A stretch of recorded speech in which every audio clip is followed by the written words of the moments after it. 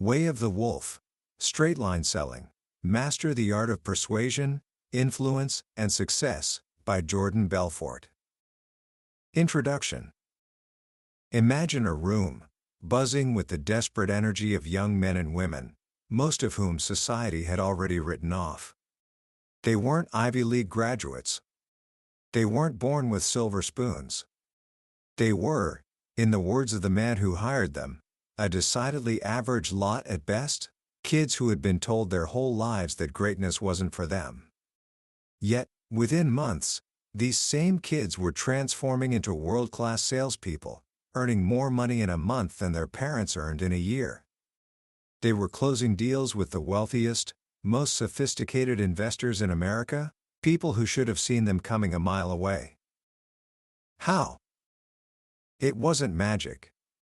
It was a system. A system so powerful, so effective, and so easy to learn that it could turn anyone, regardless of their background, into a master of influence. This system was born in the chaotic heart of 1980s Wall Street, inside a brokerage firm that would become legendary, Stratton Oakmont. And the man who created it, the man who cracked the code of human persuasion, was its leader, Jordan Belfort, a name you probably know as the Wolf of Wall Street. Now, we've all seen the movie. The wild parties, the dizzying success, and the devastating crash. It's a story of incredible highs and terrible lows. But behind all that chaos lies a story that is far more important, and far more useful to you. It's the story of a discovery. A discovery of the fundamental principles that govern every single human interaction where one person tries to persuade another. This isn't just a book about selling stocks. To think that would be to miss the entire point. This is a book about influence. It's about how to communicate your ideas, your dreams, and your vision in a way that moves people to action. Whether you're a parent trying to convince your kids to do their homework, an entrepreneur trying to raise money for your dream, or simply someone who wants to live a more empowered life, the principles are exactly the same. Jordan Belfort's journey is a cautionary tale, but it's also a story of redemption. After losing everything, he rebuilt his life by refining his system, stripping away the unethical tactics, and focusing on its core truths. He realized the system he created wasn't just a tool for making money. It was a force for good that could empower anyone to achieve their dreams. And that is my promise to you today. By the end of our time together, you will understand the elegant, powerful, and surprisingly simple system that Jordan Belfort calls the straight line. You will see that persuasion isn't some mystical art form reserved for the gifted few. It is a science, with rules and principles that anyone can learn. And once you learn them, you will hold the key to unlocking a level of success you may have never thought possible. Book summary. It all started with a single, frustrated declaration in a boardroom full of failing salesmen. It was 1988, and Jordan Belfort's firm, Stratton Oakmont, was on the brink of either massive success or total collapse. He had just pivoted his company from selling penny stocks to everyday people to selling higher-priced stocks to America's wealthiest 1%. The potential rewards were astronomical, but there was one massive problem. His team of young, inexperienced brokers couldn't close a single deal. They were getting crushed by objections, intimidated by the wealthy prospects, and were on the verge of mutiny. In a last-ditch effort, Belfort called an emergency meeting. His brokers complained, "There are thousands of objections. It's impossible." Frustrated, Belfort walked to a whiteboard and said, "All right, name them." "Name every single one." They started yelling them out. "I need to think about it. I need to talk to my wife. It's a bad time of year. I don't trust you." When they were finished, Belfort looked at the board. There weren't thousands of objections. There were only about 14, and most were just variations of each other. And in that moment, something clicked. A window of clarity swung open in his mind. He realized that all these objections were just smokescreens. They were smokescreens for one thing. uncertainty. And then came the breakthrough idea, the one that changed everything. He turned to his stunned brokers and said, "Don't you guys get it? Every sale is the same."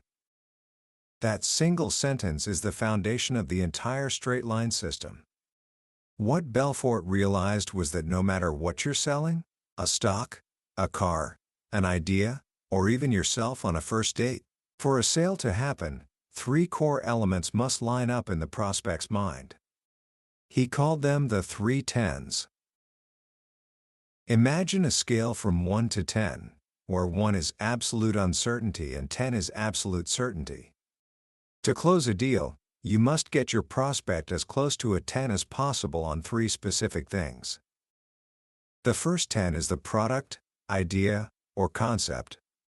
Your prospect must be absolutely certain that they love what you're offering. They have to believe it's the best thing since sliced bread, that it fills their needs, and solves a pain they have. If they're at a 1, they think your product is garbage. If they're at a 10, they're convinced it will make their life better.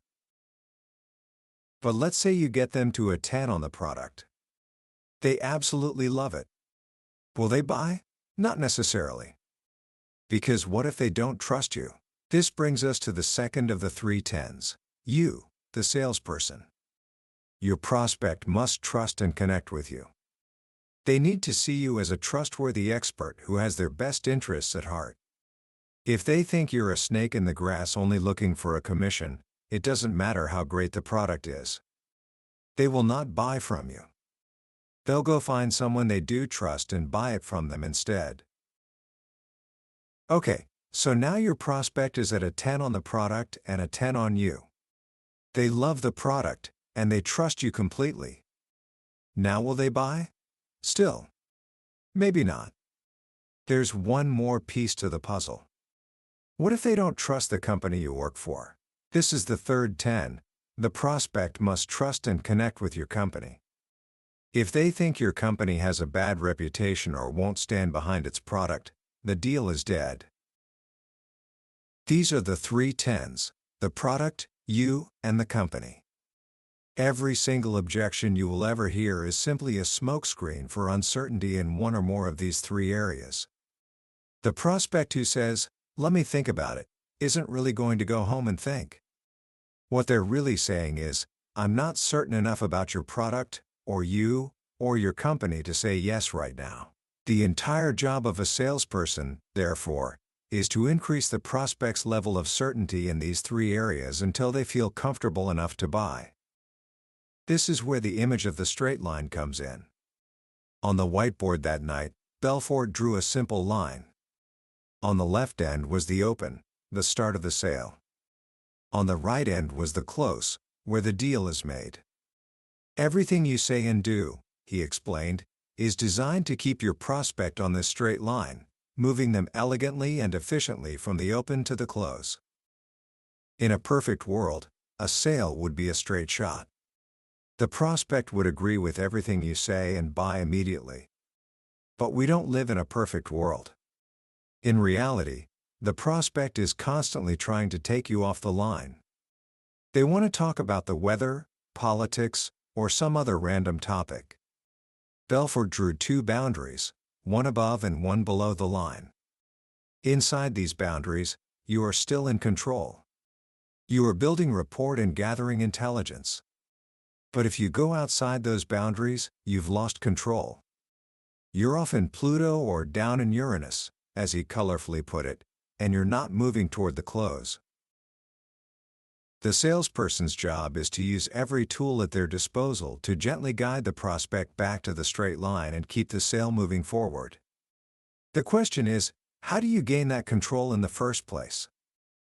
It happens in the first 4 seconds. Belfort explains that from the moment a prospect hears your voice or sees you in person, their brain is making a series of lightning-fast judgments. This isn't a flaw. It's a survival mechanism hardwired into our DNA from our caveman days. In that tiny window of time, you must establish 3 things in your prospect's mind. If you fail, the sale is likely lost before it even begins. The three things you must establish are: 1. You are sharp as a tack. This means you sound intelligent, on the ball, and like someone who won't waste their time. 2. You are enthusiastic as hell. This sends a powerful unconscious message that you have something great to offer. It's not about being loud or obnoxious, it's a bottled enthusiasm that bubbles just beneath the surface. 3. You are an expert in your field. People are conditioned from birth to listen to and respect authority figures. By presenting yourself as an expert, the prospect will naturally defer to you and let you lead the conversation. If you can establish these three things in the first 4 seconds, the prospect concludes that you are a person worth listening to. They will hand over control of the sale, allowing you to guide them down the straight line. But how do you communicate all of that in just 4 seconds? It's certainly not through your words. You can't just say, "Hi, I'm sharp, enthusiastic, and an expert." You'd sound insane. The answer lies in the 90% of communication that has nothing to do with the words you say. It lies in tonality and body language. Your tone of voice is the secret weapon of influence. Think about how your mother could say your name. Jordan, in a stern tone, meant you were in deep trouble. Jordan, in a sing-song tone, meant everything was fine. The word was the same, but the meaning was completely different. The straight line system identifies 10 core influencing tonalities that we all use unconsciously, but a master persuader learns to use them consciously and strategically. For example, there's the "I care" tonality, an upbeat tone that shows you're genuinely interested when you ask, "How are you today?" This builds instant rapport. There's the tonality of mystery and intrigue, a slight whisper you use when you say, "The reason for the call today is," which makes the prospect lean in and listen closer. There's the tonality of absolute certainty, a firm, powerful tone that comes from your gut when you're making a key point. And there's the reasonable man tone, where you raise your voice slightly at the end of a request, like "Sound fair enough?" which makes the request seem completely non-threatening and easy to agree to. By modulating your tonality, you are speaking directly to your prospect's unconscious mind. You are creating feelings of trust, urgency, and certainty on an emotional level, while your words are working on the logical level. This is crucial, because as Belfort states, people don't buy on logic, they buy on emotion, and then justify their decision with logic. You need to create both logical certainty and emotional certainty. Your words build the logical case, your tonality builds the emotional case.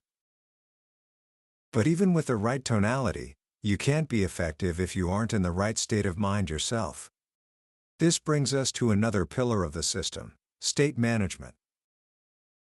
You can have the best script and the perfect tonality, but if you walk into a sale feeling uncertain, scared, or negative, you will fail. Why? Because a disempowered emotional state blocks you from accessing your skills and resources. Think of it like a valve. When you're in an empowered state, the valve is open, and all your talents can flow freely. When you're in a disempowered state, the valve is closed, and you can't access your best self. The goal isn't to live in a peak state all the time. That would be exhausting and make you an unbearable person. The goal is to be able to trigger a peak state at will, right when you need it most. For sales and influence, Belfort identifies 4 crucial states, which he calls the 4 C's: certainty, clarity, confidence, and courage. To trigger these states, he developed a technique called olfactory anchoring. Building on the principles of NLP, or neuro-linguistic programming, he discovered that the sense of smell is the most powerful trigger for memory and emotion. The technique is simple. You find a unique, powerful scent. He recommends a product called Boom Boom, a nasal inhaler. Then, you wait until you are organically in a peak state of certainty, for instance, the moment right after you close a huge deal. In that instant, when the feeling is at its absolute peak, you take a deep whiff of the scent. You are linking that powerful feeling to that unique smell. You do this a few times, and you create a powerful anchor. Then, right before your next sales call, you can take a quick sniff, and your brain will instantly fire off that state of absolute certainty, opening the valve to all your resources. So now you're in a peak state. You've established yourself as an expert in the first 4 seconds. You're using your tonality to guide the prospect's emotions. You are in control of the straight line. The next step is prospecting. This is where the famous "Sell Me This Pen" challenge comes in. Most salespeople, when handed a pen, immediately start listing its features. This pen writes upside down. It has great ink. This is completely wrong. As Belfort explains, you cannot sell something to someone until you know what they need. The first step is not to pitch, it's to ask questions. It's to gather intelligence. A great salesperson is a sifter, not an alchemist. You cannot turn lead into gold, and you cannot turn someone who has no interest or need for your product into a buyer. Your job is to sift through prospects to find the ones who are actually potential buyers and disqualify the rest as quickly as possible. There are 4 types of buyers who will enter your sales funnel. 1. Buyers in heat. These are your best prospects. They are ready to buy now. They have a pain they need to solve, and they've already decided to do something about it. 2. Buyers in power. These prospects are also interested, but they are not in a hurry. They are in the information gathering phase. These are the people you can persuade to buy now. 3. Looky-loos or tire kickers. These are the most dangerous. They pretend to be interested but have no intention of buying. They will waste your time and destroy your confidence. You must identify and remove them quickly. 4. The mistakes. These are people who ended up in your funnel by accident. They clicked the wrong link or were dragged along by a friend. They have no interest, and you have no chance of closing them. Your prospecting script is designed to separate these groups. You ask a series of strategic questions, moving from broad to specific. You start with less invasive questions to build rapport, and then, once trust is established, you move to more direct questions about their needs, their pain points, and their finances. Throughout this process, you are actively listening, using your body language and audible cues like aha and yup to show you're engaged. This builds massive rapport. Once you've identified a qualified prospect, a buyer in heat or a buyer in power, you transition to your main presentation. This is where you use a script. Many people resist scripts, fearing they'll sound robotic. Belfort argues this is nonsense. Every great movie you've ever seen that made you feel a powerful emotion was scripted. The problem isn't the script, it's a bad script or a poorly delivered one. A straight-line script is meticulously crafted. It's not front-loaded with all the benefits at once. Instead, it saves key information for later to handle objections. It's written to flow like natural conversation, with perfect rhythm and balance. It uses powerful, emotionally charged language.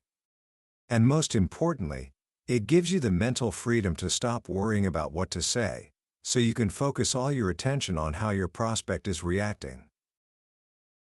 Your main presentation builds the logical and emotional case for the first of the 3 10s, the product. You deliver your scripted patterns, and then you ask for the order for the first time. And this, Belfort says, is where the real sale begins. Because most of the time, the prospect will not say yes. They will not say no. They will say maybe. They will give you an objection. Let me think about it. I need to talk to my wife. A novice salesperson hears an objection and tries to argue with it. A straight-line salesperson knows the objection is just a smokescreen for uncertainty. So, they don't answer it. They deflect it and loop back. This is the art and science of looping. Let's say the prospect says, "It sounds good. Let me think about it." You reply with a calm, reasonable tone. "I hear what you're saying, but let me ask you a question. Does the idea make sense to you? Do you like the idea?" Notice what just happened. You didn't argue. You sidestepped the objection and went right back to the straight line to gauge their certainty on the first 10 the product. Based on the enthusiasm in their yes, you can estimate where they are on the 1 to 10 scale. If they're below an 8, you know you need to build more certainty. So you run your first loop. You deliver another language pattern with new benefits about the product, building a stronger logical and emotional case. Then you transition back to the close and ask for the order again. Now, let's say after your first loop, they are at a 10 on the product. They absolutely love it. But they still object. Maybe this time they say, "I need to call you back." This is just objection hopping. They're still uncertain, but now it's not about the product. It's about the second or third 10, you or the company. So you run another loop. This time, you might say something like, "I understand. But let me ask you, if you had been working with me for the last few years and I had been making you money consistently, you probably wouldn't be saying 'let me call you back.' You'd be saying 'pick me up a block.' Am I right?" With this pattern, you reframe the entire conversation around trust. You've exposed the real source of their uncertainty. Now, you can run a loop to build certainty in the second 10. You reintroduce yourself, talk about your expertise, your integrity, and your commitment to your clients. Then you transition to the third 10, the company, and build certainty there. After that loop, you ask for the order a third time. For many prospects, this is enough. But some people are just naturally tough buyers. They have what Belfort calls a high action threshold. The action threshold is the invisible line of certainty a person must cross before they feel comfortable buying. Easy buyers have a low threshold. Tough buyers have a high one. They are plagued by negative past experiences and run movies in their head of everything that could go wrong. For these people, you need to lower their action threshold. You can do this by offering a money-back guarantee, a rescission period, or by using specific phrases like "I'll hold your hand every step of the way." This minimizes their perceived risk. Finally, for the toughest nuts to crack, you have one last tool: the pain threshold. Pain is the ultimate motivator. During your intelligence gathering, you identified their pain. Now, you bring it to the surface. You gently remind them of the pain that their unresolved problem is causing them, and you future pace them into a world where that pain is gone because they used your product. You paint a vivid picture of how much better their life will be. This creates a powerful sense of urgency. With each loop, you are systematically increasing your prospect's certainty, lowering their action threshold, and amplifying their pain, moving them step by step down the straight line until they are so certain, so confident, that buying becomes the most logical and emotionally satisfying decision they can make. You close the deal, not through pressure or manipulation, but through elegant, ethical persuasion. Commentary. When you peel back the layers of Jordan Belfort's story, the fame, the infamy, the Hollywood spectacle, you find a profound and surprisingly simple truth at its core: influence is not an accident. It's a skill. And like any skill, it can be learned, practiced, and mastered. The straight line system is, in essence, a blueprint for mastering that skill. What makes Way of the Wolf so powerful is that it demystifies the art of persuasion. It takes something that feels abstract and intimidating and breaks it down into a logical, step-by-step process.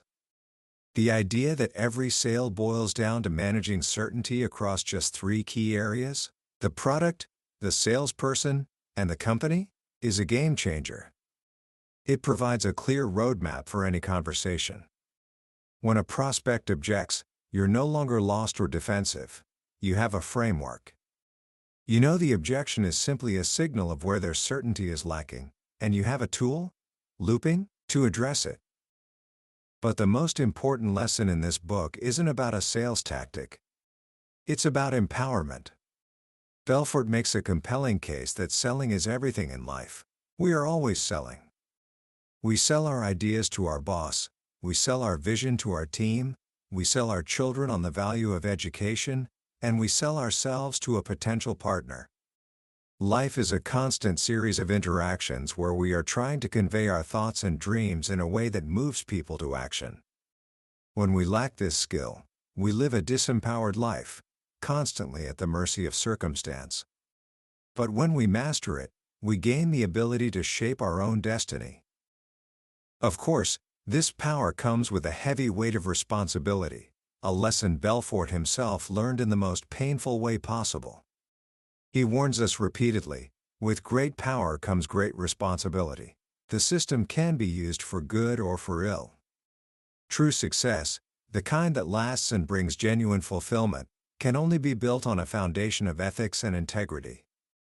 To use these tools to manipulate someone into acting against their own best interest is not a victory, it is a profound failure of character. So, how can you start applying these lessons today? Here are a few simple actions. 1. Master your first 4 seconds. For the next week, in every conversation you have, whether it's with a teacher, a friend, or a family member, be conscious of the first 4 seconds. Stand up straight.